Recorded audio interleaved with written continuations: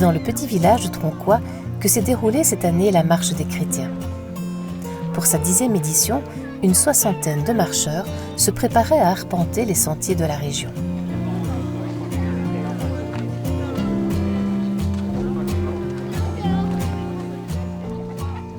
La première fois, en fait, nous ne connaissions pas du tout la marche. Et puis nous avons vu une page sur le journal Dimanche. Et c'était une belle grande photo avec les pèlerins devant l'église de Neufchâteau. Et nous avons reconnu 2 amis. Et je dis, regarde, si elles y vont, pourquoi pas nous?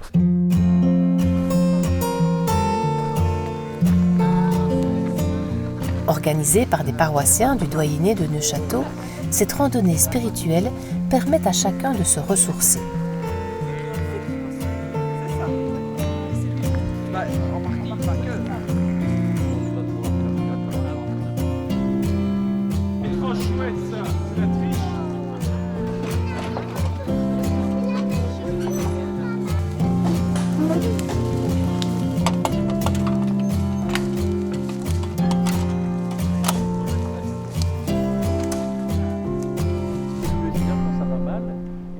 Kilomètres, rythmés par des moments de réflexion et animés cette année par les moines du Tibériade.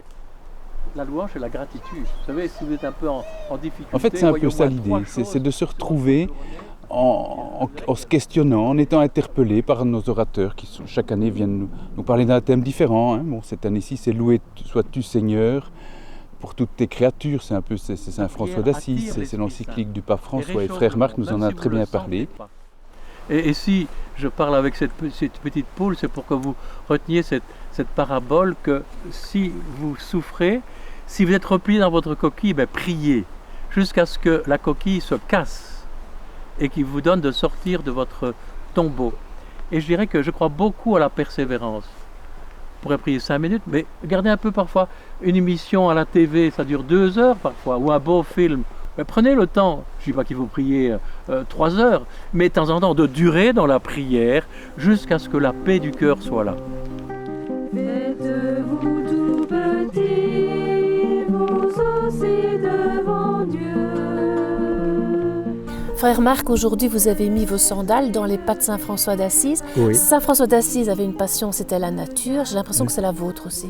Oui, disons, pour moi cette création, je dirais, me parle simplement du Créateur, de Dieu, et j'aime m'émerveiller devant cette création. Hein, même si elle vit des grandes souffrances, tout ça, elle est aussi dans les douleurs de l'enfantement, mais pouvoir encore s'émerveiller dans le contexte d'aujourd'hui est très essentiel. S'émerveiller de la bonté de Dieu qui demeure à travers sa création, même si elle est parfois malmenée ou que l'homme la malmène, mais nous sommes dans les mains de Dieu aussi. Mais Dieu a besoin de nos mains. Mais il est temps déjà de reprendre la route pour quelques kilomètres avant le prochain temps d'enseignement. Alors une autre passion de Saint François d'Assise, c'était la prière. La prière, oui. Saint François était un homme qui était pas seulement, qui priait, mais il était une prière lui-même d'une certaine façon. Disons, la prière, ce n'est rien d'autre que d'être en communion avec le Christ, tout ça, et de vivre, de dialoguer ou de l'écouter en silence, en nous-mêmes. La prière, c'est une question de relation, simplement. Si vous aimez quelqu'un, vous savez lui parler, mais c'est rien d'autre que ça, la prière. Parler à quelqu'un qu'on aime et l'écouter aussi. Mais c'est bien, alors, mais vous me donnerez votre adresse et vous mettrez art et prière, parce que c'est quand même plus d'être très joli. J'aime beaucoup marcher, donc je trouve ça très beau de pouvoir profiter les temps en forêt aussi, les temps avec des amis, les temps avec la famille. Mais aussi le fait de découvrir de nouvelles personnes et aussi de pouvoir apprendre sur notre foi justement avec la fraternité des Tibériades.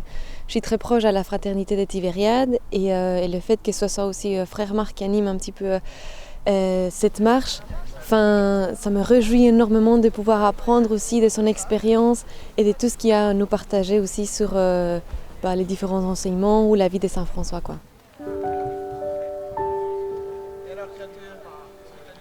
En tout cas, c'est chaque fois une expérience différente, mais très forte.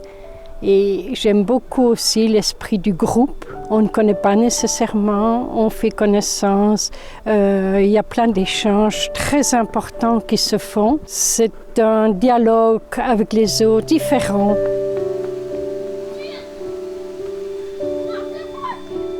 L'après-midi se termine. C'est l'occasion pour chacun de s'imprégner des émotions de la journée et d'emporter avec soi un peu de l'esprit de Saint François.